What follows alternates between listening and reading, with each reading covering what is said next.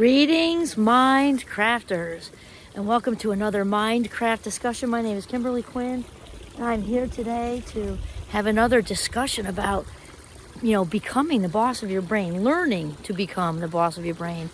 And it's fun because we tend to think we're so sophisticated. Look at that beaver dam behind me, defying gravity. That's sophisticated. We actually are not as sophisticated as we think we are, because certain parts of the brain have come far, like the prefrontal cortex, right? That's everything basically behind the forehead.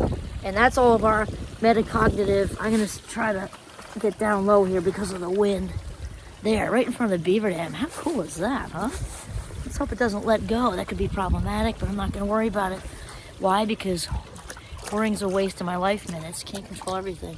Right, Chi? Right. So, we've got the mammalian part up here, which is our metacognition. That's thinking about thinking. That's our judgment and reasoning and decision making.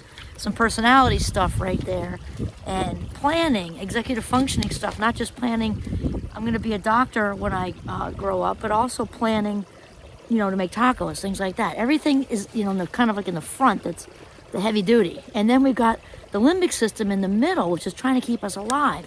And that's referred to as the reptilian brain versus a mammalian brain. Sophistication is mostly up here.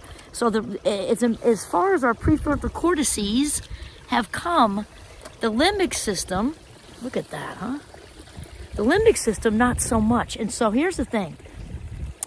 Happiness can absolutely be learned. We can learn to rewire the brain for absolutely sure. Just know this going into it.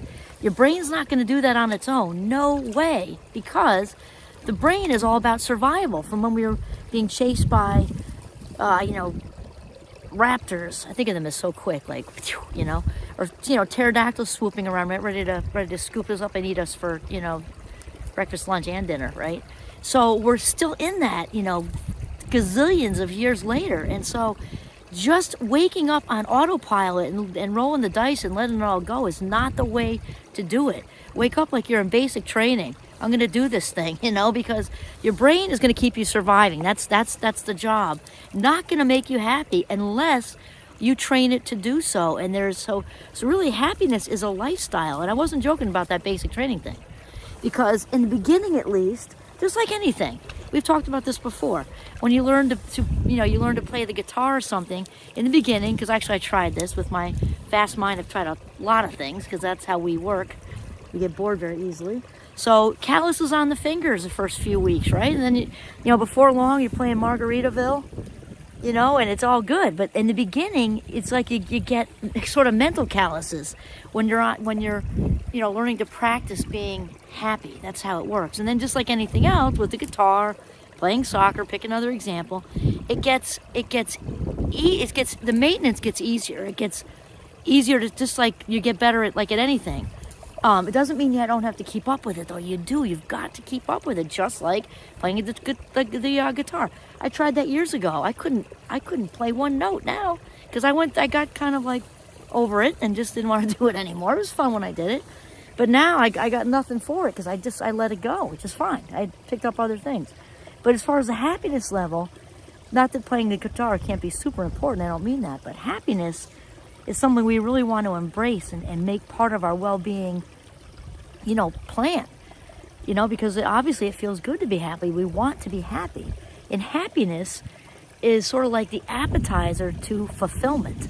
Fulfillment is deeper. Happiness is fleeting, but here's the thing, when we practice it, obviously it happens more and more and more. And then percentage-wise, more and more of our day is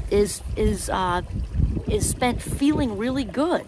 And then days add up to weeks, add up to months, add up to years, add up to our lives.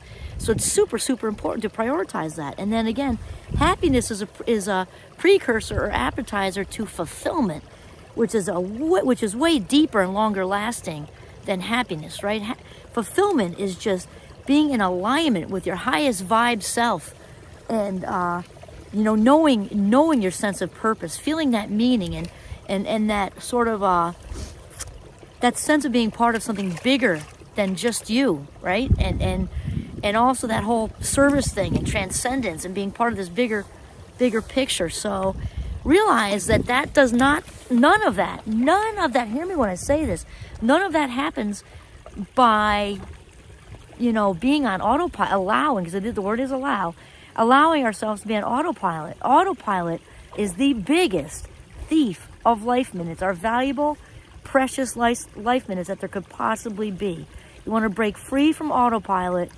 Start your day with intention and purpose. That is the way to get it done. This is Kimberly Quinn signing off from the windy Notch in northern Vermont. I hope I don't fall. I'm like sitting on this little rock in a brook so I can dodge the wind.